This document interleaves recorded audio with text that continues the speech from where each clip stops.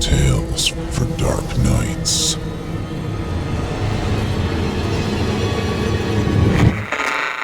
Want to make sure you never miss a Chilling Tales for Dark Nights video again? Be sure to subscribe and hit that bell to turn on notifications.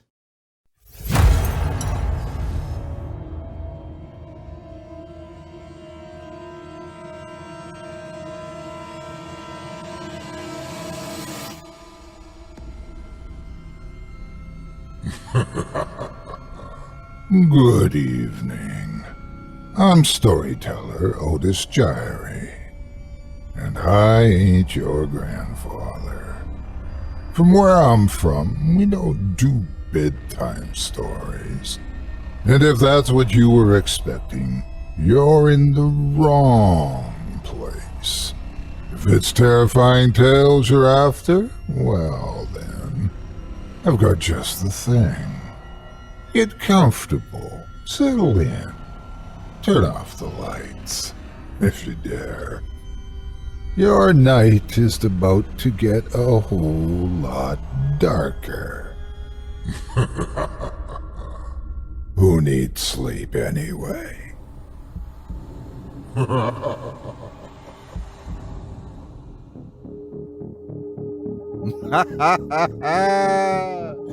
Good evening.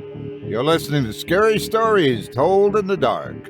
Welcome, dear listeners, to Season 10, Episode 19. I'm your host, Otis Jiry, and in this episode, I'll be performing 3 tales to terrify you, courtesy of author Caleb Stevens, Michael Keener, and Bryan Asbury, about sinister strandings, lethal laundry, and freakish furniture.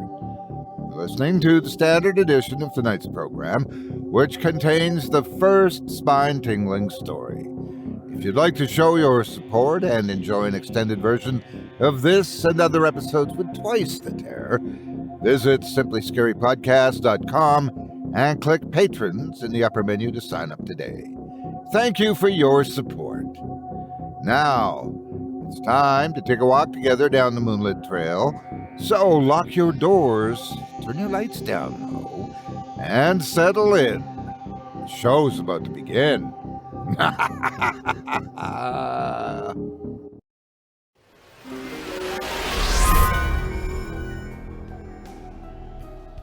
This episode of Scary Stories Told in the Dark is proudly sponsored by BetterHelp Online Therapy. Stress affects everyone, and I'm certainly no stranger to it. It always seems like just when things are going smoothly and I'm able to get ahead, life will throw me a curveball full of dollar signs. Bills, medical expenses, repairs, you name it. And of course, you spend so much time working to make up for it that the stress just keeps piling up.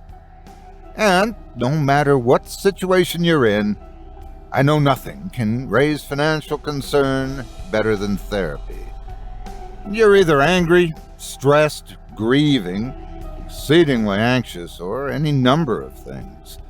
The last thing you want to imagine is paying someone hundreds of dollars per hour to take care of your mental health. But not anymore. Luckily for me, I have the company BetterHelp. And I'm here to tell you all about the company that's helped over 1 million people throughout the United States. BetterHelp is customized online therapy that offers video, phone, and even live chat sessions with your therapist, so you don't have to see anyone on camera if you don't want to. BetterHelp gets you focused on the things that matter, quickly, conveniently, and inexpensively. It's much more affordable than in-person therapy, and you can be matched with a therapist in under 48 hours. No full appointment books here, my friends. You can text anytime and schedule calls or Zoom meetings weekly. With BetterHelp, help is never more than a text away. It's professional counseling in your pocket. This podcast is sponsored by BetterHelp and Otis Jiry's Scary Stories Told in the Dark.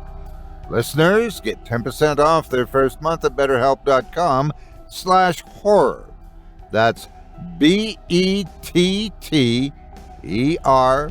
HELP.com/horror. HORROR.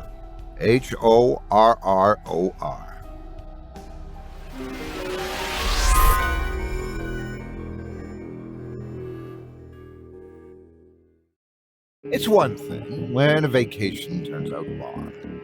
It's quite another when one's attempts to survive seem to be fruitless. Of course, it's much harder when it seems like something doesn't want anyone to leave. In our first tale of the evening, Caleb Stevens presents a place not only at the edge of the world, but on the edge of somewhere else. Without further ado, I present to you the Atoll.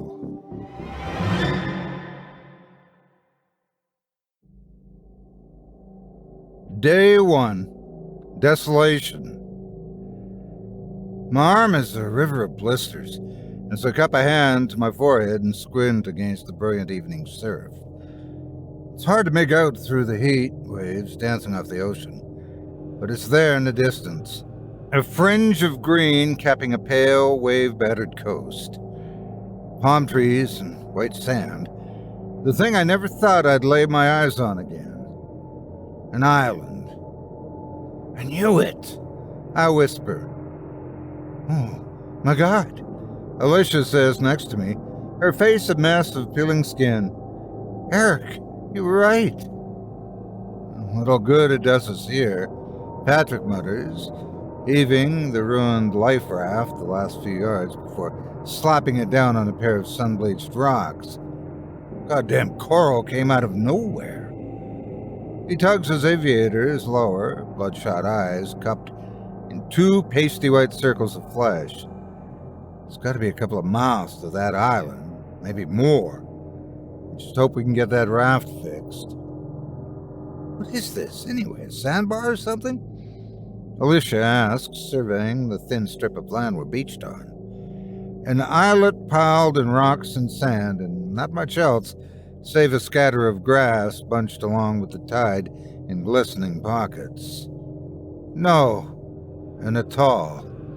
Patrick points over his shoulder toward the low stone ridgeline disappearing beneath the waves in spots, and rising above it in others, looking like the spine of some enormous creature slithering through the surf. See how it circles the island? There, and there? You're looking at an ancient volcano. And we're stuck on the rim. We take shelter next to a low shelf of rock and watch the sun die a slow death in the horizon. An angry red eye drowned in a blaze of orange and yellow. Beneath it, the ocean's flat. It's a rippling, endless mirror, all of it one terrible display of beauty, waiting to devour us like it did Hannah. Still, I can't help but think how much she would have loved this view, even now, here at the end. God, it's so beautiful, Eric, isn't it? The thought stirs an ache in my chest. A deep, throbbing loss, like my heart has been carved out with a dull spoon. One of nature's cruelest jokes, Patrick says, ripping me from the thought. I glance up. What's that? All this water and not a drop to drink. Well, at least we don't have to sleep on that awful raft again, Alicia says. That awful raft. I grit my teeth at the comment, at its vanity, here, now, in all this emptiness, as if the ocean cares about her in the least, or any of us, for that matter. I glare at her, a jab out of my mouth before I can stop it. You mean the thing that kept us alive for the last 2 weeks? Her eyes harden and she holds my gaze. She wants to tell me it's my fault. What happened to Hannah? She's wanted to since the boat went down. I can feel it every time she looks at me, hear it in her below-the-breath retorts. You would say that, wouldn't you? She thinks I'm the one who killed Hannah, not the sea. That I'm the one who fed her best friend, to the waves. Patrick groans. Don't start, you two. Jesus. The last thing we need right now is more fighting. Here, He digs in the raft and tosses me a water bottle. Hands one to Alicia. Go easy with it. Only a few left. I catch the bottle and take a drink, the water spilling down my throat like a miracle. Another drink and my thirst rises like gas on a fire and rages at me to down the entire bottle in one gulp. It's all I can do to cap it and save some for later. The 2 cases of water we wrestled into the raft before the yacht capsized have dwindled to 9 bottles. 6 after tonight's provision. A bottle a day per person, no more. It's like I'm watching the countdown to my death in bottled water. 2 days left. Patrick reclines against the rock. We should get some sleep while we can. Is it even safe to sleep here? Alicia asks, eyeing the rising tide. He waves at a pair of boulders near the break. See that? We're above the salt line. The tide won't crest it, at least not tonight anyway. Sea's calm. Alicia relaxes and nuzzles in next to him, looking sun-scorched, her hair matted to her face in greasy strands. Even her eyes are burned, the sclera a cloudy salmon pink. Patrick isn't much better off. His ribs are practically slicing through his shirt, his face hollow and gaunt. Still, I can't help but feel a sudden shot of jealousy. At least they have each other. All I have is the fading memory of Hannah, flapping her arms beneath a white foam mountain, her mouth stretched wide in a silent scream. I scream back, screaming until my throat tore. I settle to the sand and stare up at the stars popping out in glittering bunches. Something off about the memory, a piece missing. Anna's hand in mine, me pulling, fighting to wrench her back into the raft. The terror flooded her eyes, her face. Something rippling behind her in the water. God, why can't I remember? I buried the thought, and my mind drifted to Hannah when she was younger, her lips sticky, with something sweet from the movies as she pointed up at the night sky from the hood of my busted Chevy Camaro. Have you ever seen something so beautiful? I would mutter a no, though I was never looking up, only at her thinking, I don't care as long as I have you. A riptide, dark and black, pulls me under. Frigid water thrusts into my mouth, my lungs, something in the deep singing to me, calling me lower. I lurch awake with the breath of a drowned man, a sharp inhalation followed by 2 more. A gibbous moon drenches the atoll in a pure white light that looks like it was mined from the bone. Beneath it, the ocean shines like black glass, cut with ribbons of moonlight, and something else, a deep, throbbing glow floating through the waves. What the hell? I stand for a better look, convinced I'm delirious, that hunger and dehydration have finally taken their toll, but it's there all right. A soft, blue luminescence expanding and contracting through the water like a submerged heartbeat.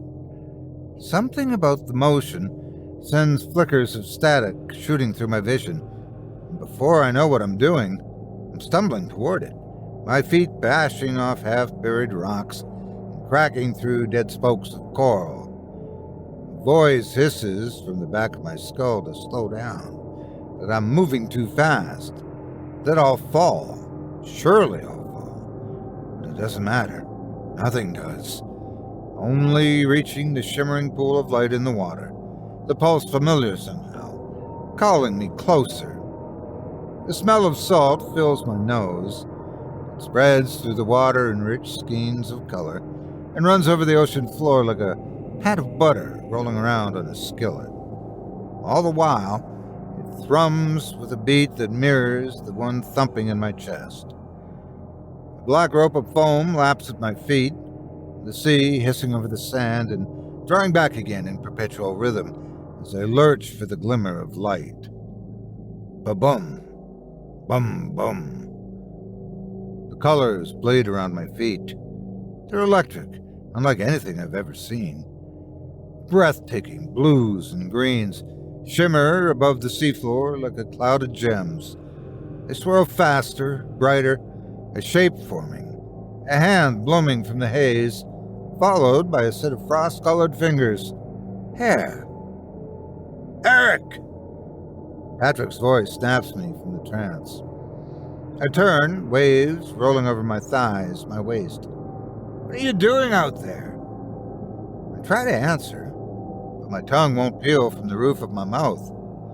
Sparks of light crash through my vision. I glance behind me for the glow, that strange throbbing pulse. But it's gone. Or was it really there? The thought ignites a sudden sense of loss, a deep need to see it again, to feel it. I blink hard and grow vaguely aware of Patrick working to his feet. Hey, you okay, man? I wave him off and slosh back to the shore, the sea frothing behind me as I step onto the sand. I'm fine. Sorry to wake you. He tilts his head. You sure? You all look fine. Yeah, I just needed to clear my head a bit. Couldn't sleep. Don't waste any more energy, he says, lying down again. We need to get the raft fixed in the morning. Yeah, sure. I mutter, following suit. A headache clamps over the back of my neck as soon as my head hits the sand. Tendrils of pain creep behind my eyes, the storm gathering, and I'm left wondering if the glow was real or just some waking dream. Day 2. Delirium. Steam bakes off the rocks and waves. I kneel next to Patrick with the patch material, the sun pinned to the sky above us in a white-hot ball of heat. Beads of sweat roll down my back as Patrick spreads a thin adhesive layer over the nylon and glances at me. So, what was that last night? What? The midnight dip. Oh, play dumb. Like I said, couldn't sleep. He gestures at me for the patch and I hand it to him. Hannah again? Yeah. Me too. He smooths the patch over the 6-inch gash and steps back with his arms akimbo. The pits of his shirt stained a dirty yellow. There, that should do it. So now what? I ask. Got it dry, then we test it. I rock back on my heels and stare across the lagoon at the island through a wet layer of haze. It reminds me of a painting. All earth tones with green oil brush strokes smudged together in the shape of trees. They look dense and inviting, lush. There's sure to be food there, and shade. God, what I'd give for some shade right about now. There's none on this sun-blasted strip of rock, save a small stretch of it running beneath the stone shelf where Alicia and Patrick slept last night. Where Alicia's still dozing, with an elbow cocked across her eyes, and one leg slung across the sand, looking lobster red. Patrick notices me looking at her and settles into a low crouch. Maybe take it a little easier on her, huh? I wipe a pair of sweat prints on my shorts. She thinks it's my fault. What? Hannah. No, she doesn't. It's just, you know how close they were. Give her some time, she'll come around. A bolt of anger cuts through me. He says it's like she's the only one who's carrying the weight of her loss. Like she's the only one who's lost something. Christ, Patrick. She was my wife. You think I'm hurting here, too? He claps a hand on my shoulder, his eyes creasing. She was my sister. Look, I know you're hurting. We all are. All I'm trying to say is... What? I should have held on longer? Pulled harder? The words threatened to unleash the sudden dam of tears, welling behind my eyes. I can't afford to shed tears, with what little moisture is left in my body. I force my gaze to my hands and tell myself to hold it together, to breathe. I did everything I could. Eric. I let my name hang there, heavy and awkward, my throat too tight to speak. Patrick leans back and wraps his arms around his knees, both of us sinking into the sudden silence. After a moment, he shakes his head. You know, that's not what I mean, man. If I lost Alicia, he sighs. All I'm trying to say is we need to stick together if we're going to survive this. I get it. Play nice. Okay, I mutter, I'll try. He squeezes my shoulder and stands. Hang in there. It's all I can do to nod. We test the raft around noon. Patrick uses the foot pump to inflate the torn ballast tubes, and then loops a length of rope around the hand line and hands it to me. Here, in case I hit a current. I'll just do a quick test run, then we'll head for the island. Sound good? I take it, and Alicia shoves the raft into the break. Try to avoid the coral this time. He flashes her a half grin. Very funny. I unspool the rope as Patrick rows, making sure there's plenty of slack, as he floats further into the lagoon. Alicia taps her foot next to mine, her eyes wide and unblinking as she watches the raft glide over the waves. She knows it as well as I do. If this doesn't work, if the raft fails again, we're screwed. It'll be fine, I say, an attempt at reconciliation. She offers me a weak smile. I know, he always is. He's one hell of a seaman, that's for sure. The best. And it's true, without Patrick, we would have not made it off the yacht, much less survived 15 days in the open ocean, with the sharks nipping at the raft like a floating appetizer. Same as Alicia and me. We would have killed each other 2 days in without him there to calm us down. She wraps her arms around her torso, rubbing them as if she's standing in the middle of a snowstorm. She's scared like the rest of us. Patrick is right. We need to stick together if we're going to make it through this. I let out the rest of the rope, suddenly sorry for attacking her last night. Listen, Alicia, I start. About last night. I'm sorry, it's just been hard with... She raises a hand, her mouth in a knot. What is it, I ask. Something's wrong, look. I follow her gaze to Patrick, waving at us, gesturing wildly with his arms. What's he doing? I think he wants us to pull him in. Patrick cups his hand to his mouth in a shout. I should be able to hear him, but the only sound I can make out is the wind in my ears and the slow, low, easy slosh of the ocean. Eric! Alicia prods. Please, let's bring him in. Right, okay, let's do it. She settles in behind me and we heave on the rope. It snaps taut, the raft floating in place like it's made of concrete. What the hell? I mutter.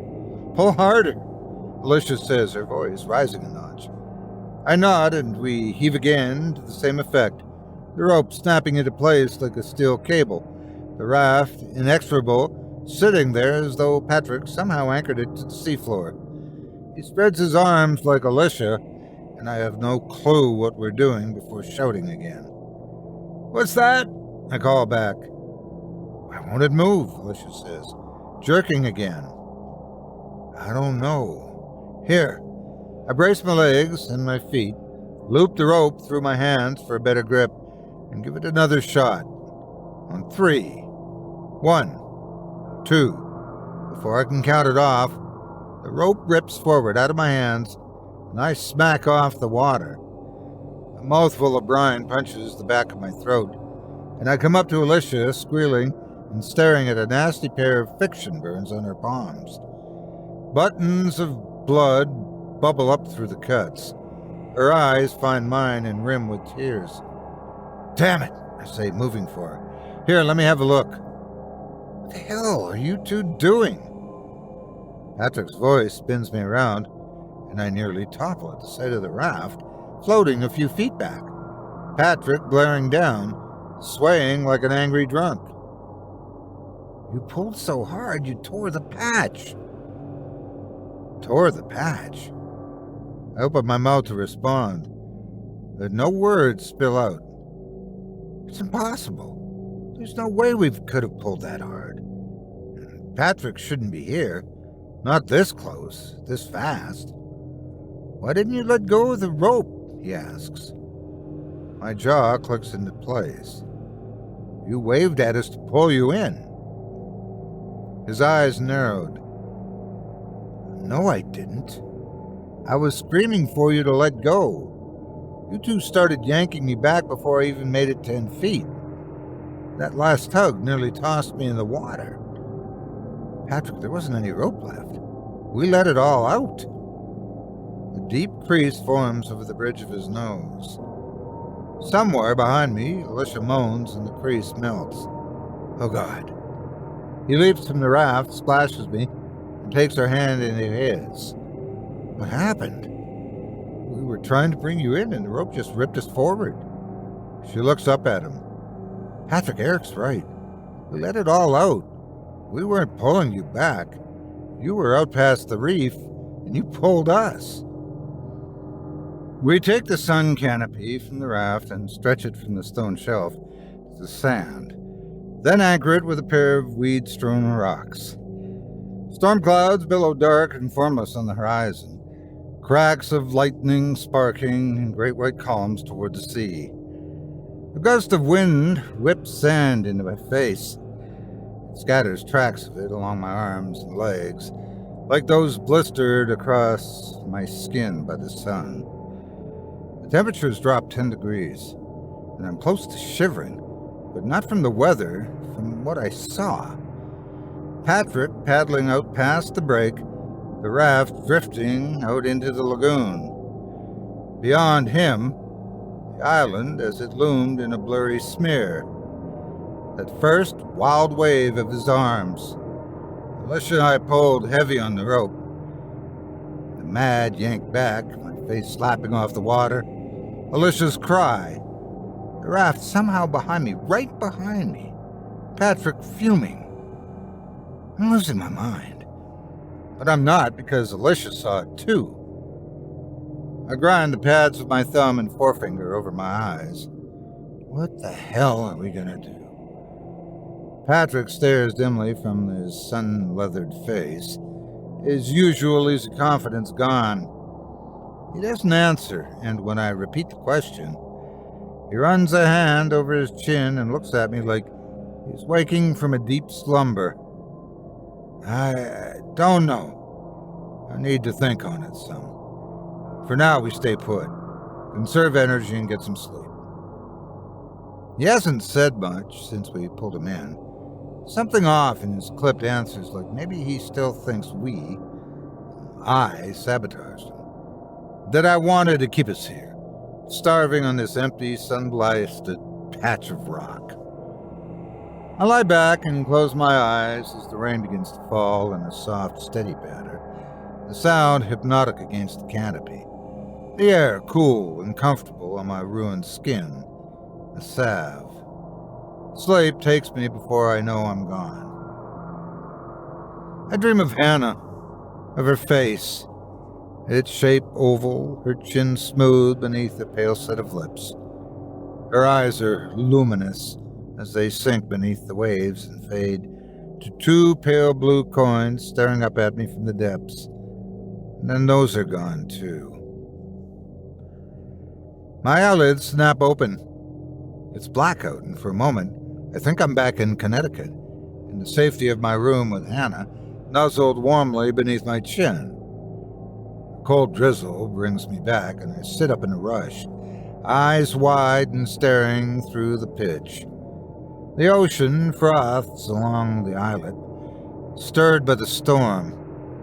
I can't see much of it, but enough to make out the faint glimmer of frozen light rising and falling within the waves.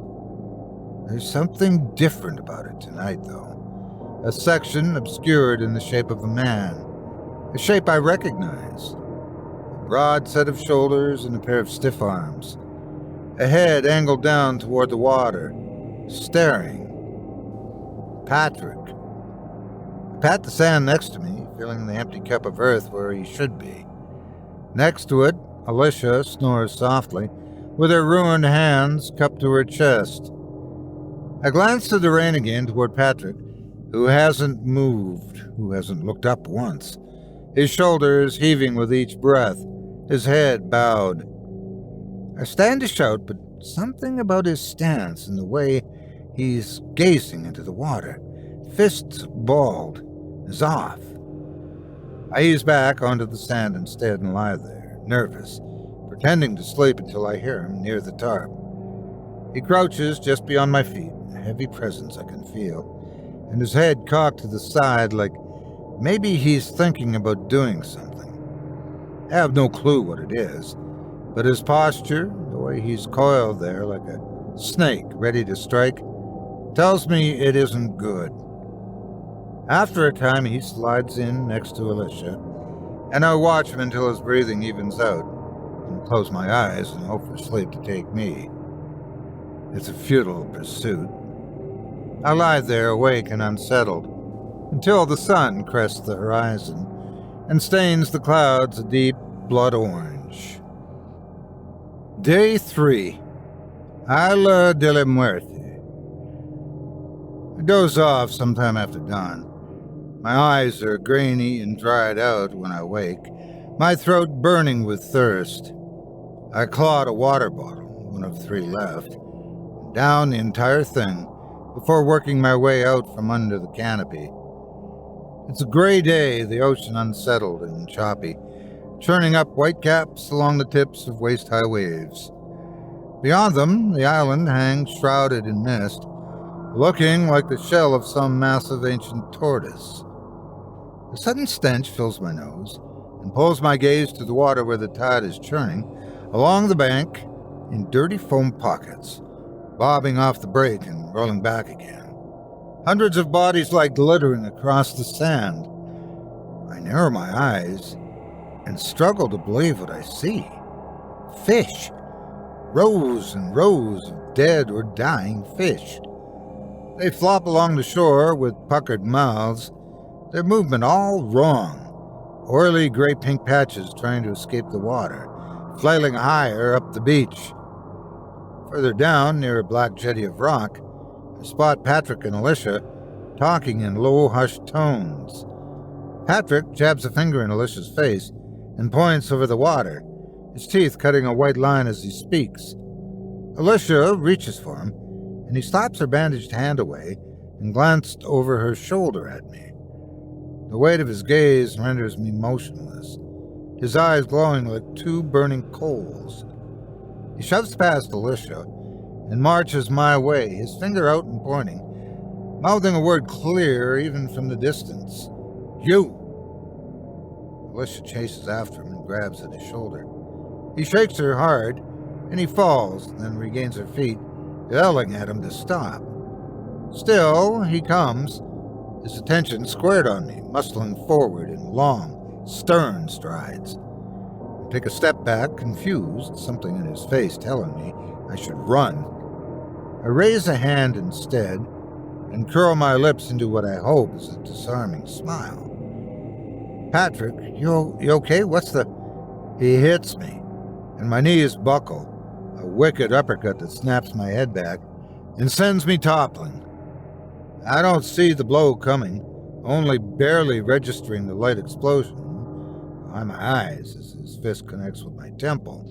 I look up through a shower of stars in time to see his fist arcing forward once more, and then I see nothing at all. Moving. I'm moving. Sliding. No, that's wrong. Someone is dragging me, my body grinding over a bed of rocks. Sharp things chip at my feet and slice my ankles. There's a firm pressure, hands under my armpits, and I'm slumped against something hard. A looping tension slides around my chest as I struggle to open my eyes and fail. I try again, everything in a blur. Voices cut through the haze. A woman and a man's. The woman pleading with the man, telling him, "No, please, no. God, no!" A hard thud, flesh on flesh. Another, a choking cry. I have to wake up. I need to.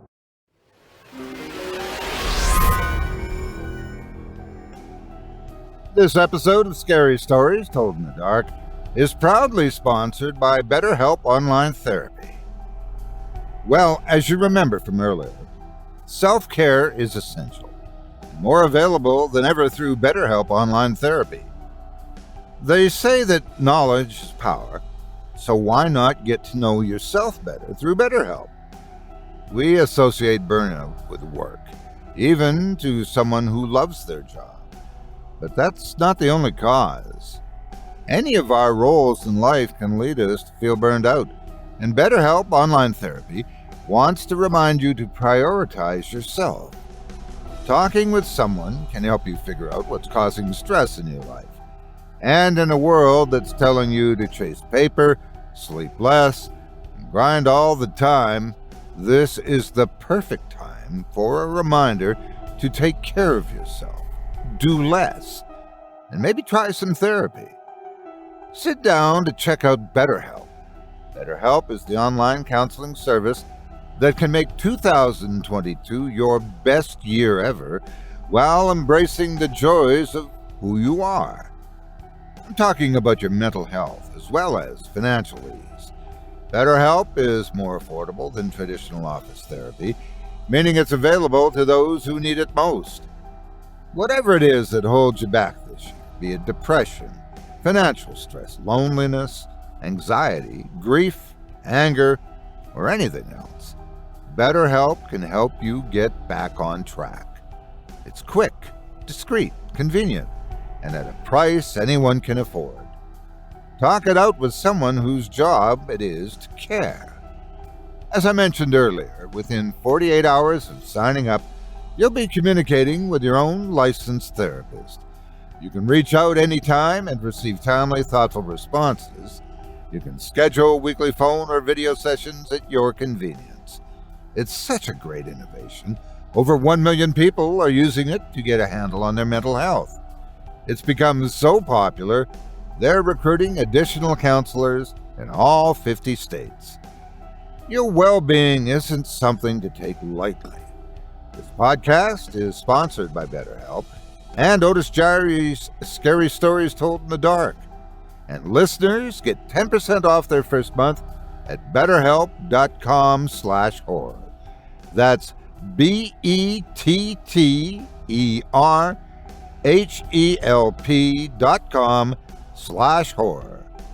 Thank you for your support and for supporting our valuable sponsors.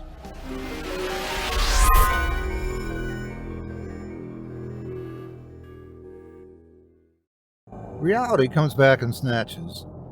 A roiling black sea, the smell of salt and rotting fish, pressure around my waist, my wrists.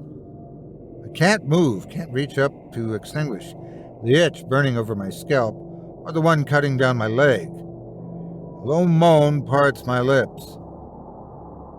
I had to answer them. Why did you have to answer them? The voice worms its way into my brain from some faraway place. I crane my head toward the sound, one swollen eye shut, and find Patrick perched nearby on a piece of driftwood, staring at me with all the compassion of a trout. I'm tied to a long strand of rock, coils of rope strung around my chest and my hands. My legs are splayed toward the water, which is a good 5 feet below my feet, though I know it won't stay that way forever. Certainly not through high tide. A splash of fear washes over me, and my tongue sparks to life. Patrick, what the hell, man? He doesn't answer, only stares back with his beard hanging in wild strings. His eyes have lost their anger, replaced with something decidedly colder. A decision made. I test the weight of the rope and try to free my hands. It's impossible. He's bound them in surgeon knots. Untie me, he blinks. You've damned us, Eric. What? The night the boat went down, you heard them cry out, didn't you? For Hannah. I didn't hear anything. Jesus, Patrick, what the hell are you talking about? They told me you'd lie. They? I say. You mean Alicia? He shakes his head. You heard them cry out. Open your ears. And fed them my sister. My jaw throbs, and I work it open and shut in clicks. I need to figure out what he wants and why he's done this. A blue slice of fabric further down the beach kills the thought. I race her back, a tank top. Beneath it, a familiar pair of legs lie crumpled to the side. I look back at him with a hard swallow. Patrick, where's Alicia? He cracks a knuckle and says nothing. I repeat the question. Resting. He cracks another knuckle. And another. Oh God, Patrick. What have you done? He shoots to his feet, lines carving through his forehead, his mouth, and his snarl. What have I done? Me?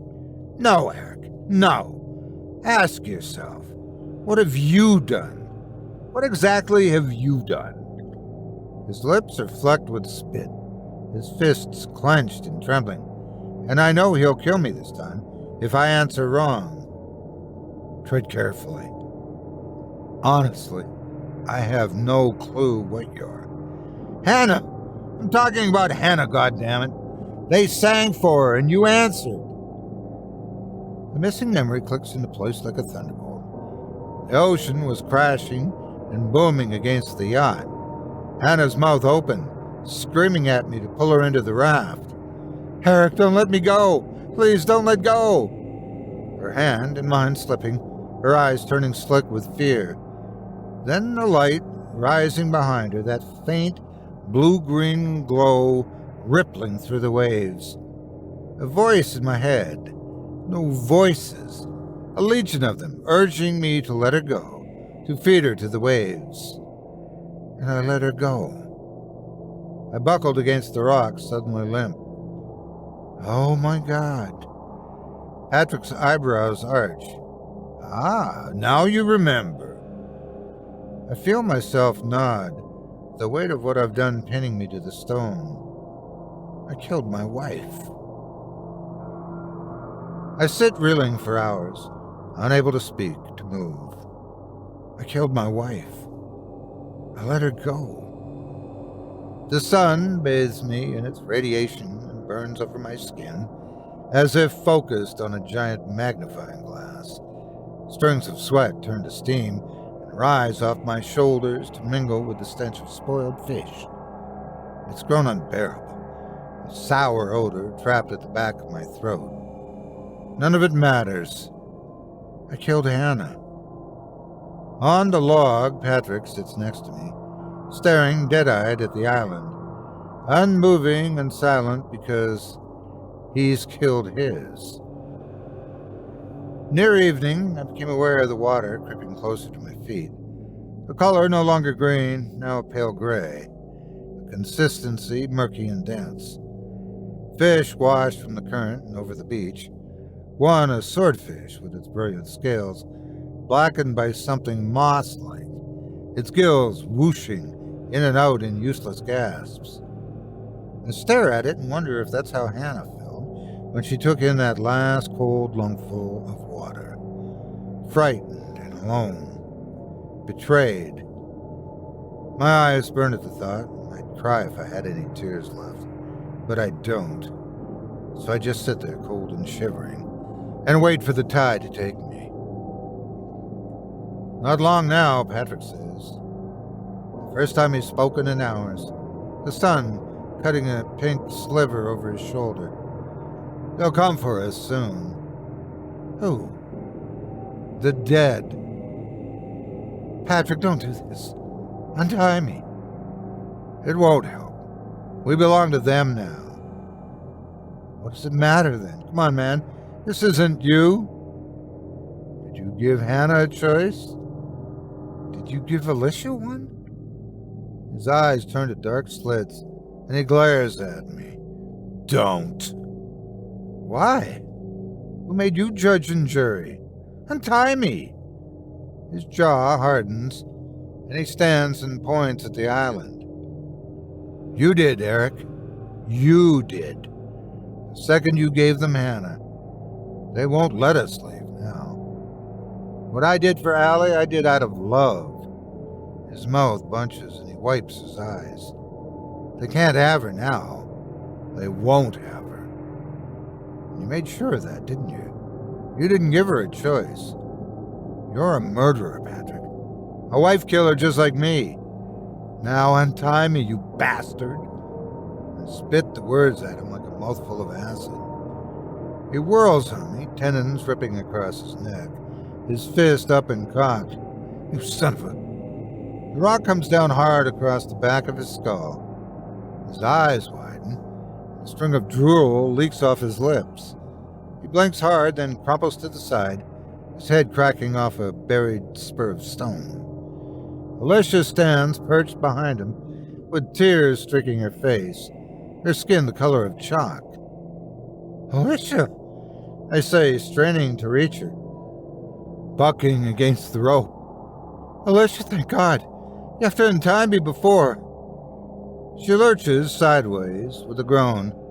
Her forehead is a crust of dried blood, fresh streams of it spilling from beneath her hairline and over her brow. Her pupils are dilated, shivering in place as her lips part to say something. All that comes out is a low, keening gurgle before she collapses to the sand. The water reaches my ankles first and slides cold toward my knees. Across the slate-colored water, the island looms dark and thick, the trees circling it in a dense green skirt. Alicia lies motionless beside Patrick, both staring up at me with dead eyes. A sudden sob works its way up my throat.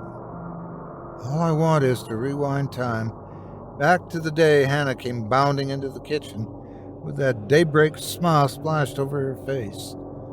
Guess what? We're going sailing. And tell her that no, we're not. No way in hell. We're staying put in this house where it's safe, because I know what happens if we do. Grief engulfs me, and I sit there spinning in its depths as the water creeps even higher at my waist now, a memory ripping through my mind. The day I met Hannah at that stupid coffee shop downtown, her hair shining like sunlight as she bumped into me. Oh, I'm sorry. I scooped up her coffee and offered to buy her another one, knowing there was something special about this girl even then. The thought sets me to bucking against the ropes, straining and ripping, desperate to wriggle from the knots. It's useless, even slick with my blood as they are now. Patrick tied them too well, too precise. One hell of a seaman, I thought dully. When the moon breaks over the horizon, I'm close to freezing, so cold. I can barely breathe. Strands of seaweed look at my calves. Slick things dart around my thighs and into my shorts before squirming out again. Flies ravage my neck and bite my eyelids as the water rises. It curls beneath Patrick first, then Alicia. They float face down with their arms outstretched, their fingertips brushing. I watch them with dread clogging my throat because I know I'll soon join them. I don't want to die like this. Not like this. Alone and roped to a rock in the middle of the ocean, soon to drown beneath it. Like Hannah. Something ripples across the lagoon. A deep, unearthly blue-green throb bleeds through the water like a cloud of smoke. Terror spills down my spine, thinking of the hand in those frost-colored fingers, that dark cloud of hair. I screw my eyes shut and pray for whatever God is listening to save me. It's a messy, frantic prayer, the words frothing over my lips like water through a broken dam. Please, God, save me if you're up there, or kill me quick. As if in answer, a loud crack splits the air, an earth-rendering sheer, unlike anything I've ever heard. My eyes rip open to the whoosh and rumble of the water pulling back, thinning. A mountain of sea spray pounds my face and my arms. There's a vast sucking sensation, a distortion of space as if I'm being wrenched forward over some great distance. And then I'm looking at the impossible. The island. The island lies right in front of me, separated by 10 yards of water. A belt of gleaming black sand. Palm trees scraping off one another, the leaves whooshing in time with the wind. Creepers, knotted and thick, wrap around their trunks and climb toward branches draped in long beards of moss. And deeper, hidden somewhere in the pitch, are pockets of emerald light shining out, growing brighter, pulsing. Ethereal shapes glide from the bracken and onto the sand, their movements stuttered and halting. It takes a moment for my brain to piece together what I'm looking at exactly. A sight that doesn't make sense. Corpses. Dozens and dozens of corpses. They slide from the trees in groups of 2s and 3s. Then more. Their numbers growing until I can make out a glowing wall of shredded skin. Their mouths are slung open, black caves uttering words I can't understand. The words grow louder and scrape across my eardrums, fizz hot in my blood. They're singing, I realize, as a harsh, biting melody carries over the wind and digs into my ears. They reach the tide and sway there with distended jaws and eyes so black, I wonder if they're sockets. They sing louder, and a sudden rage swirls through my chest. A primal need to consume something. Anything. I watch, transfixed as one of the things sets upon Patrick's corpse with teeth like diamonds. The resulting crunch sends a fountain of bile racing up my throat. The others join in, swarming Alicia and Patrick like ants over a carcass, ripping, tearing. Their howls rise and pitch into a terrible cacophony that reverberates through my head as waves of brine wash into my mouth.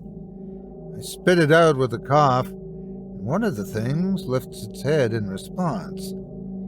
If I could call her that, it's a woman with strands of hair sprouting from a cracked skull. She stands and lumbers toward the water, followed by a pair of children, a boy in a tattered pair of doublets, and a girl wearing a moth-eaten gown. The woman stops at the water and cocks her head in my direction, the children sniffing at the air behind her like a pair of dogs, their faces pocked with holes through which I can see cords of rotten muscle and decayed tendon.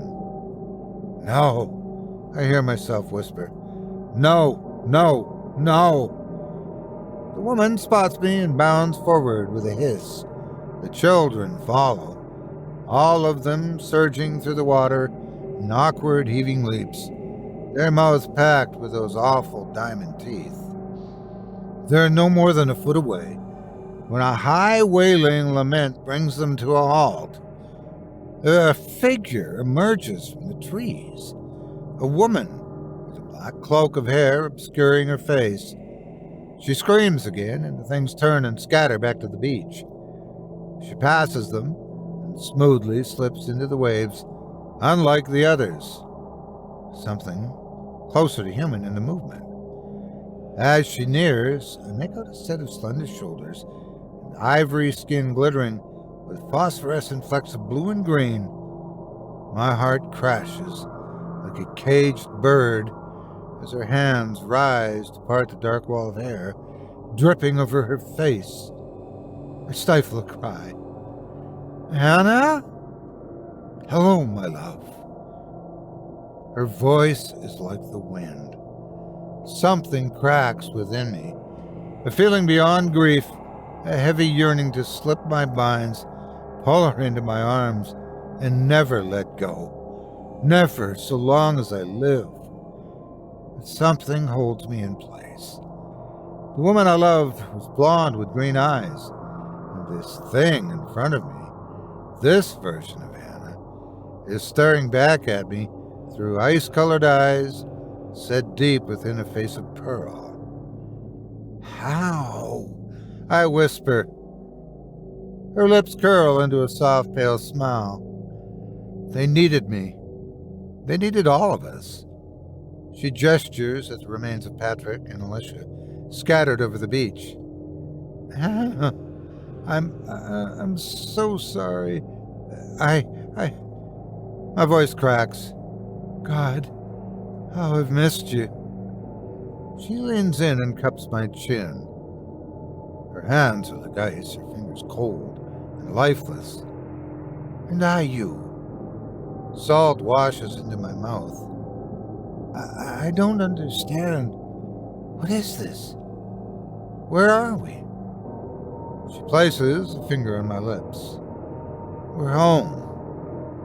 They, she says, with a wave toward the things watching us from the sand, are our family now.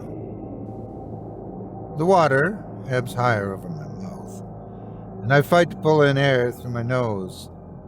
Hannah stays level with me, running a frigid hand through my hair. Breathe, she says. All you have to do is breathe.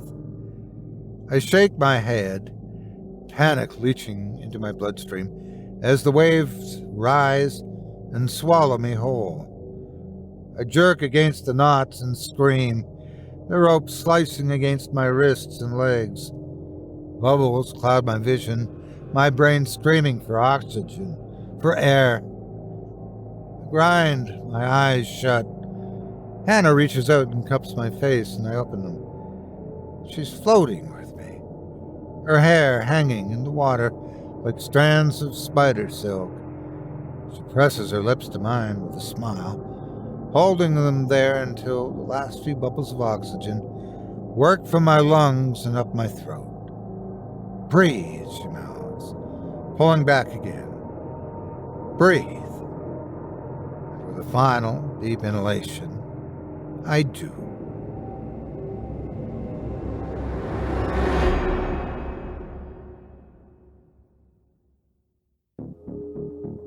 I hope you enjoyed The Atoll by Caleb Stevens, as performed by yours truly. If you enjoyed that tale and would love to read more from tonight's very talented feature author, you can help support him by visiting simplyscarypodcast.com/Caleb-Stevens.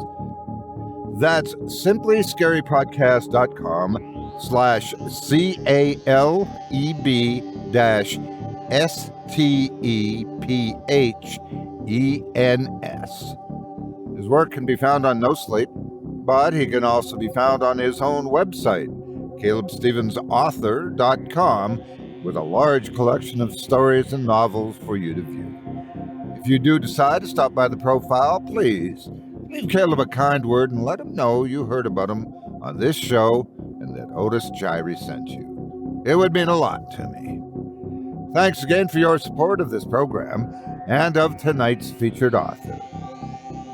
Now, before we go, I'd also like to take a moment to thank you personally for joining me for this episode of Scary Stories Told in the Dark. If you enjoyed what you've heard on today's program, please take a moment to stop by our iTunes page or wherever else you listen to your favorite podcast and leave us a 5-star review and a kind word.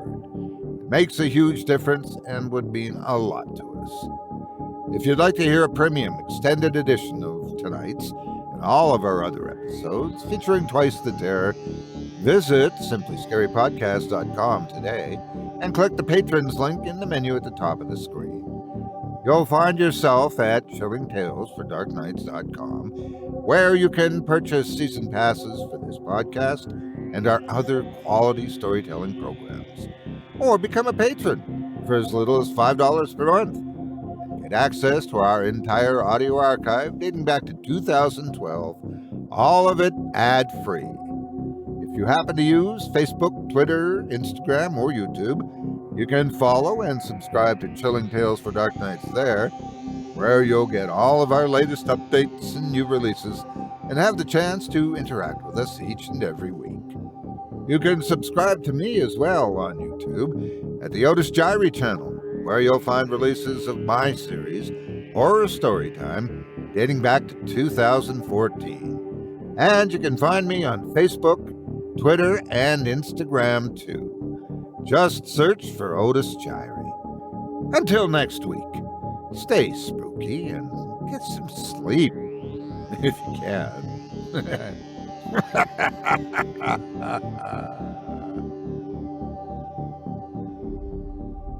Thanks for listening. You've been listening to Scary Stories Told in the Dark, a production of Chilling Entertainment and the creative team at Chilling Tales for Dark Nights, and a proud member of the Simply Scary Podcasts network. Visit simplyscarypodcast.com today to learn more about our network and our other amazing storytelling programs. Tonight's program was hosted, and its featured stories performed by yours truly, Otis Jiry. Selected stories have been adapted with the kind permission of their respective authors. Original music provided by Luke Hodgkinson and Jesse Cornett. Sound design and final mixing and mastering provided by executive producer and director Craig Groshek. Program's artwork and logo by David Romero.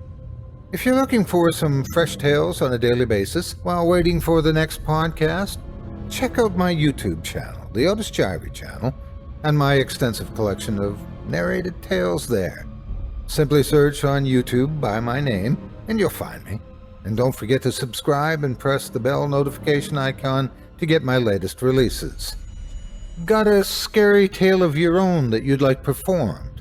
I take submissions. Email it to me today at otis@simplyscarypodcast.com to have your terrifying tome considered for production in a future episode of this show.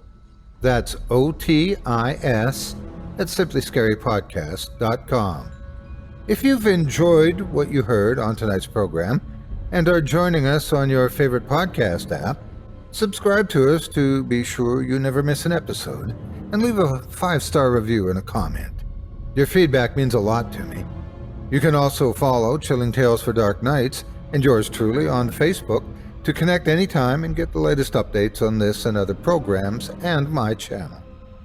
If you're listening on the Chilling Tales for Dark Nights YouTube channel, do us a favor and hit the subscribe button and the bell notification icon for ctfdn as well to get more spooky tales from me and the crew and another episode of this program each and every Wednesday.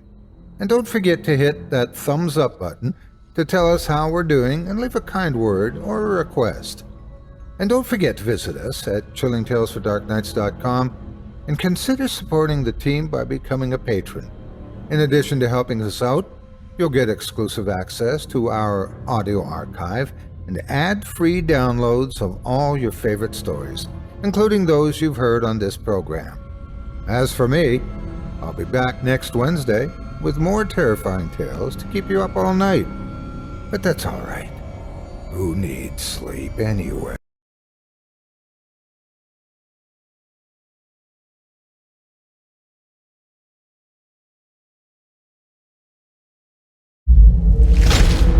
Chilling Tales for Dark Nights.